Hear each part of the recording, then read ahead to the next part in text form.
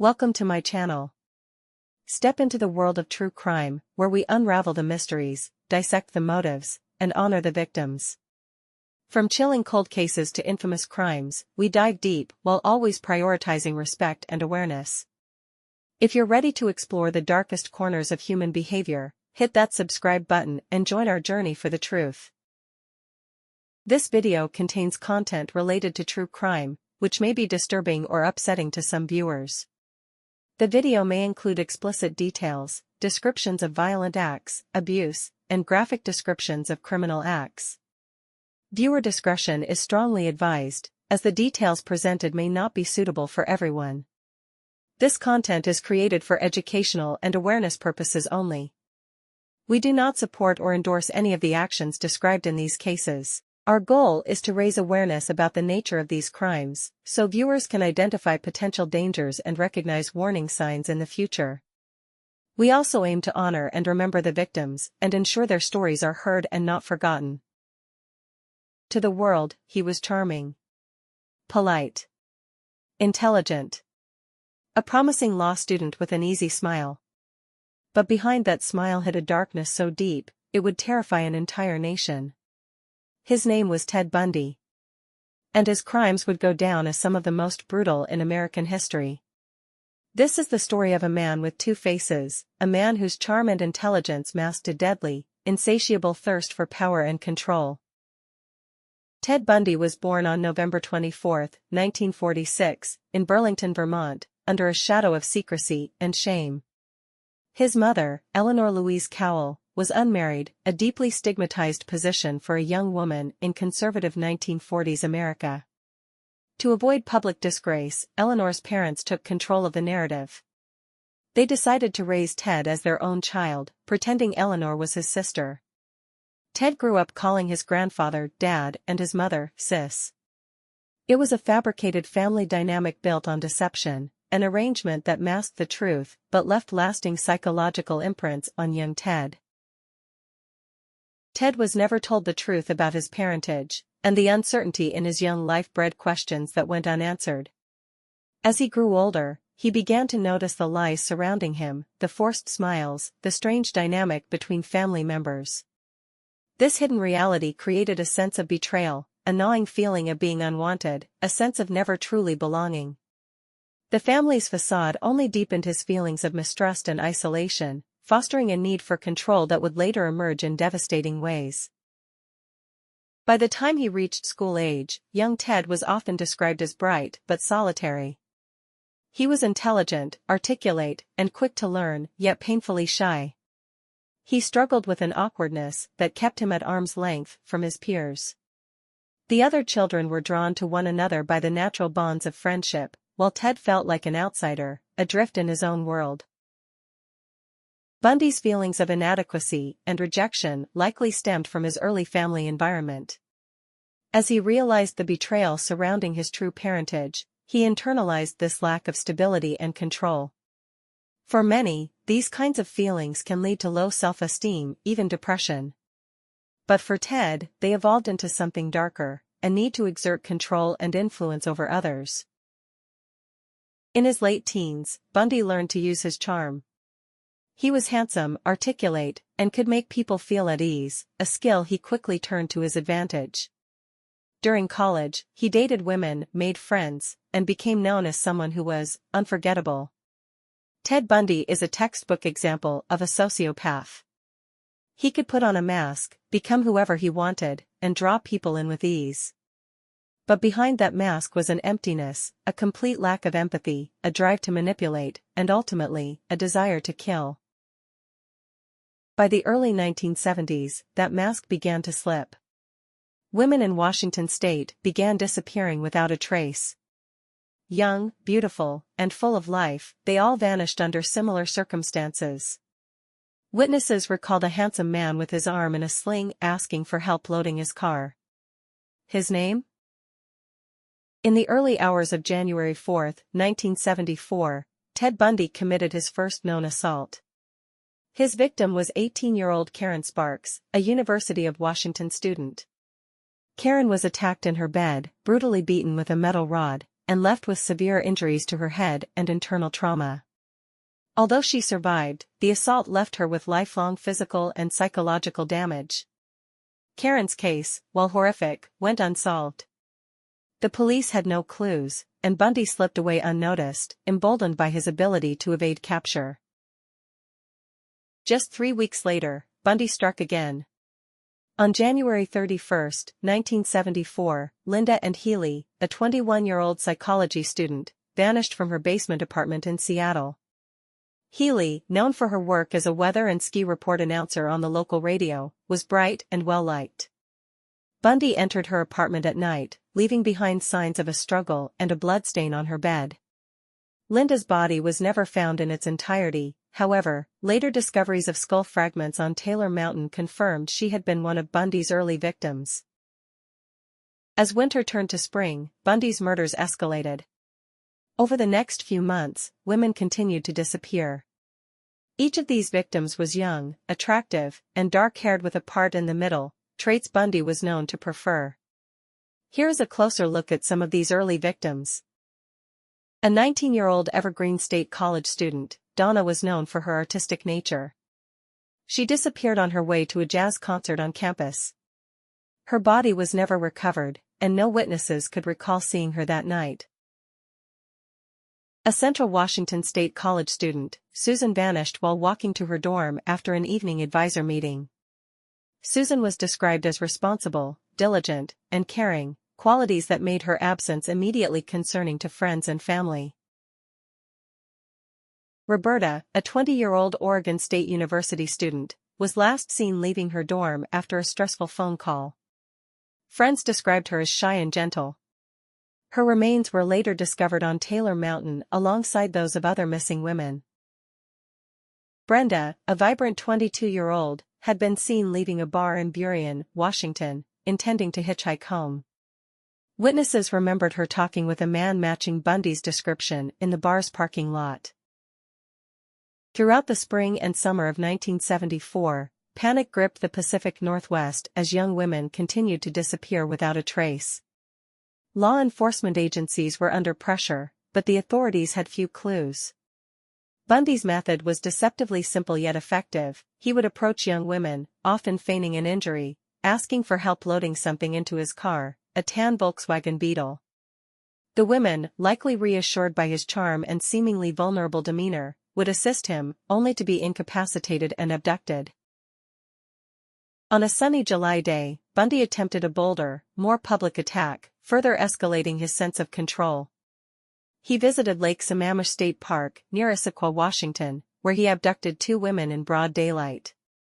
Janice and Ott, a 23-year-old social worker, was last seen talking to a man with his arm in a sling who asked her to help him unload a sailboat. Later that day, Denise Naslund, a 19-year-old woman out with friends, also vanished after heading to the restroom. Witnesses remembered a man named Ted with his arm in a sling, driving a Volkswagen.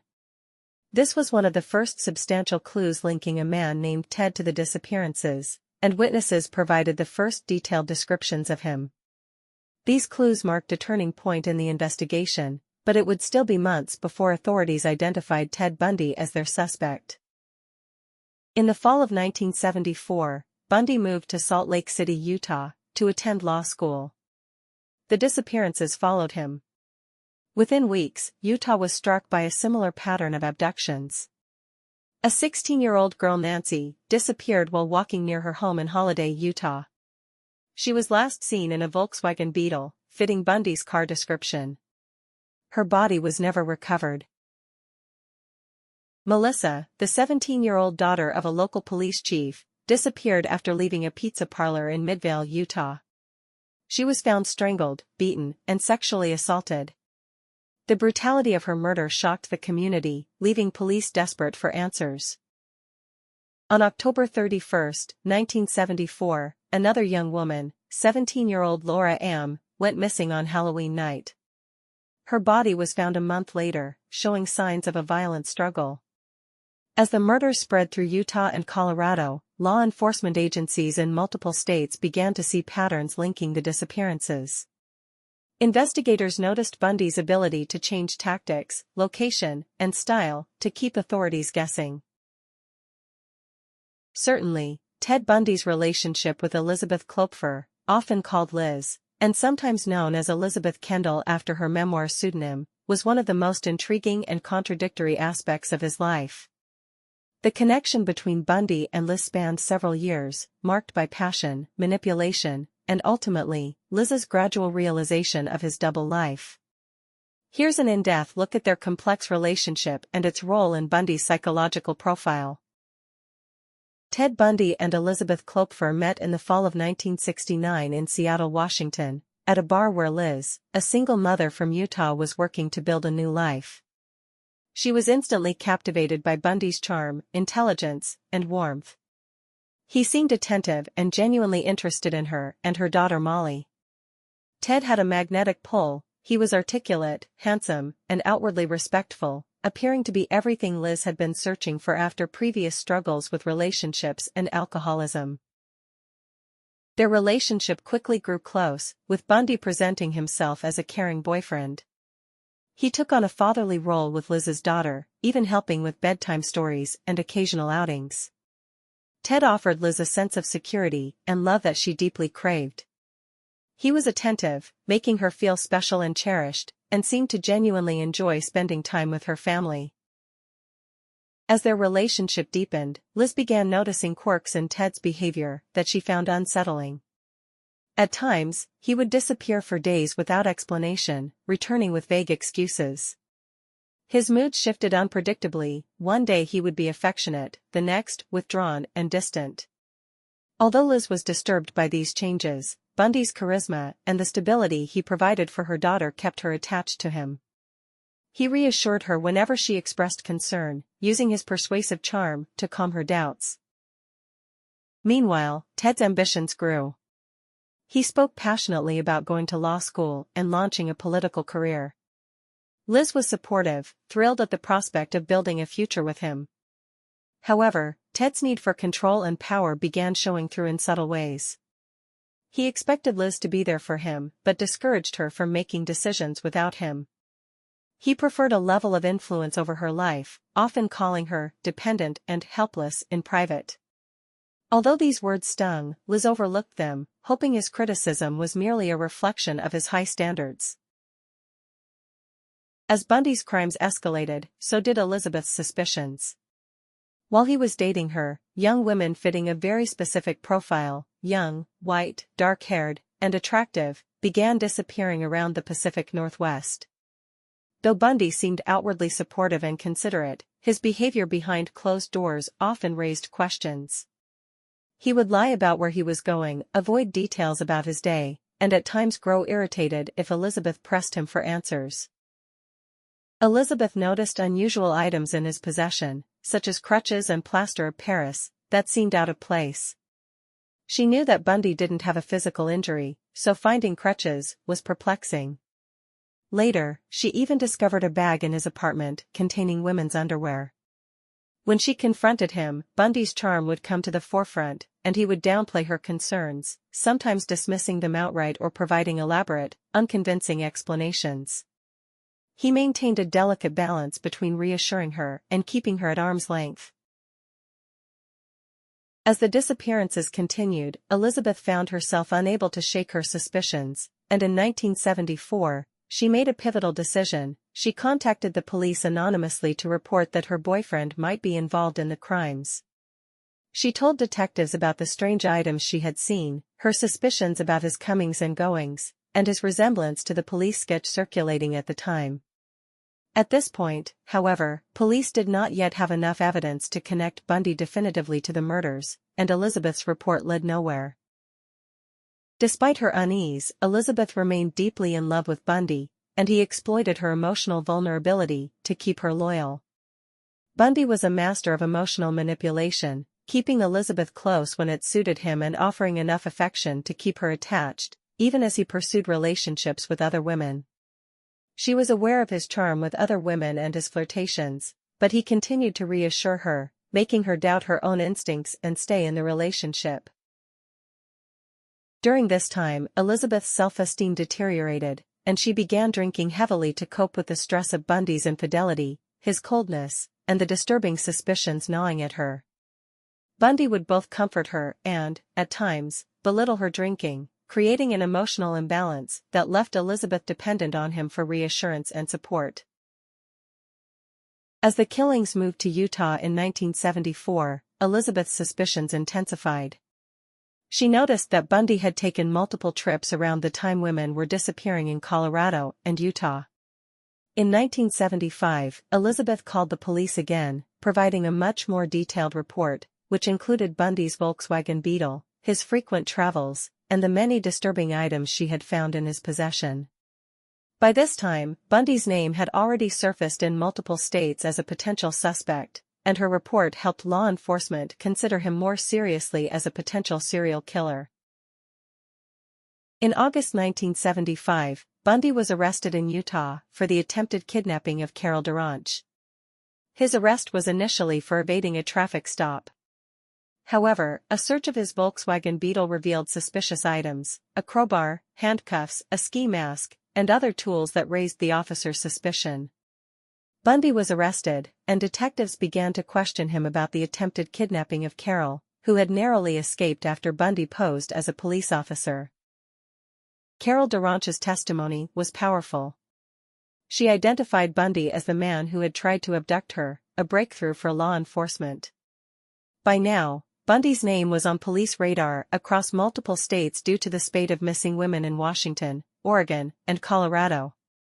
Investigators were finally connecting the dots, linking Bundy to the recent disappearances and murders in the Pacific Northwest. In early 1976, Bundy was convicted of kidnapping Duranch and sentenced to 15 years in Utah State Prison. In 1977, Bundy was transferred to Aspen, Colorado, to face trial for the murder of Karen Campbell, who had disappeared from a Colorado ski lodge in January 1975. On June 7, during a preliminary hearing in the Aspen courthouse, Bundy was allowed to visit the law library to prepare his defense, as he had chosen to represent himself. While unshackled and alone, Bundy seized his chance. He leaped from a second-story window, injuring his ankle on impact, but managing to flee into the Aspen wilderness. Bundy was on the run for 6 days. He trekked through rugged terrain, surviving on food he scavenged from cabins. Eventually, he was recaptured by police near Aspen when he was spotted trying to steal a car. The escape attempt showcased both Bundy's audacity and his desperation, but it was only a taste of what was to come. Although Bundy was returned to custody, his resolve to evade justice had only strengthened. Following his recapture, Bundy was detained at a jail in Glenwood Springs, Colorado, but he was far from defeated. He meticulously planned his second escape, using his charm to gather information about the jail's routines and structure. Over the course of several months, Bundy managed to lose a significant amount of weight, making it easier for him to maneuver through tight spaces. On the night of December 30, 1977, Bundy made his move. He escaped through a small hole he had created in the ceiling of his cell, crawling into the crawl space above. From there, he accessed an unguarded area in the jail and walked out the front door. By the time his absence was discovered, Bundy had already traveled hundreds of miles. Bundy made his way to Chicago, then traveled by train to Michigan, and eventually ended up in Florida. His second escape was far more successful than the first, and for a brief period, Bundy disappeared completely off the radar. Law enforcement agencies nationwide were on high alert, but no one knew that he had settled in Tallahassee, Florida, under an assumed name. On January 15, 1978, Ted Bundy unleashed one of his most brutal attacks at Florida State University's Chi Omega sorority house. At around 2:45 a.m. Bundy entered the sorority house and attacked 4 women in a violent spree that lasted only a few minutes, but left the sorority in chaos. Margaret Bowman, a 21-year-old student, was asleep in her bed when Bundy bludgeoned her to death with a piece of firewood. Also 20 years old, Lisa Levy was attacked in her sleep. She suffered horrific injuries from Bundy's assault. Karen Chandler and Kathy Kleiner, these 2 roommates, were also attacked and severely injured, but both miraculously survived. They provided crucial testimonies in the case against Bundy, describing their hazy but haunting memories of that night. Bundy fled the sorority house, but his rampage was not over. Later that night, he broke into another apartment nearby and attacked Cheryl Thomas, a dancer and FSU student. She survived, but was left with life-altering injuries. 2 weeks later, on February 9, 1978, Bundy abducted 12-year-old Kimberly Leach from her junior high school in Lake City, Florida. Kimberly's murder was especially disturbing due to her young age, and Bundy's brutality knew no bounds. Her body was found weeks later in an abandoned shed, marking the final known murder in Bundy's spree. Bundy's erratic behavior finally caught up with him on February 15, 1978. He was pulled over by police in Pensacola, Florida, while driving a stolen car. Initially, he tried to give the officers a false identity, but under interrogation, he eventually admitted his real name. The fingerprints confirmed it. Ted Bundy was back in custody. His arrest was a relief for law enforcement, but it didn't end there. Bundy faced multiple charges in Florida, including the Chi Omega murders and the murder of Kimberly Leach. The legal team was prepared to pursue the death penalty, and Bundy's final journey through the court system began. Bundy's trial for the Chi Omega murders began in June 1979, and it was one of the first trials in U.S. history to be televised nationally. The public was captivated by Bundy's charm and confidence. He acted as his own attorney, cross-examining witnesses and putting on a calculated performance in the courtroom. However, the evidence against him was damning. Key witnesses, including Cheryl Thomas and Nita Neary, a Chi Omega sorority sister who had seen Bundy leaving the scene, testified. Nita's testimony was critical, as she identified Bundy as the man she saw running from the Chi Omega house that night. Forensic evidence also sealed Bundy's fate. Bite marks left on Lisa Levy's body were matched to Bundy's teeth, thanks to a detailed dental impression. In July 1979, Bundy was found guilty of the Chi Omega murders and sentenced to death. But he was not done in court just yet. In 1980, he was tried and convicted of the murder of Kimberly Leach, receiving a second death sentence. During his 1980 trial for the Kimberly Leach murder, Bundy manipulated the court system to his advantage in a bizarre display of control. Taking advantage of a Florida law that recognized marriage declarations in court as legally binding, he proposed to Carol Ann Boone, a former co-worker who had moved to Florida to support him during his trials. Carol, convinced of his innocence, accepted his proposal in court, making the marriage official. The courtroom marriage cemented Bundy's image as a man who thrived on spectacle and manipulation, using even the trial to suit his own needs. Bundy and Boone later had a daughter together, despite the fact that Bundy was on death row. Their marriage would unravel in the years leading up to his execution, as Boone eventually came to accept the truth about him. Bundy spent nearly a decade on death row at Florida State Prison. During this time, he exhausted numerous appeals, hoping to overturn his conviction or delay his execution. In 1986, however, his appeals were denied, and the countdown to his execution began in earnest. As his execution date drew near, Bundy began to confess to more of his crimes in what became known as the Ted Bundy tapes. Bundy spoke with investigators and psychologists, finally admitting to over 30 murders, though authorities suspected the number could be much higher. He provided chilling details about his methodology, his preference for particular victim types, and his obsession with control and power.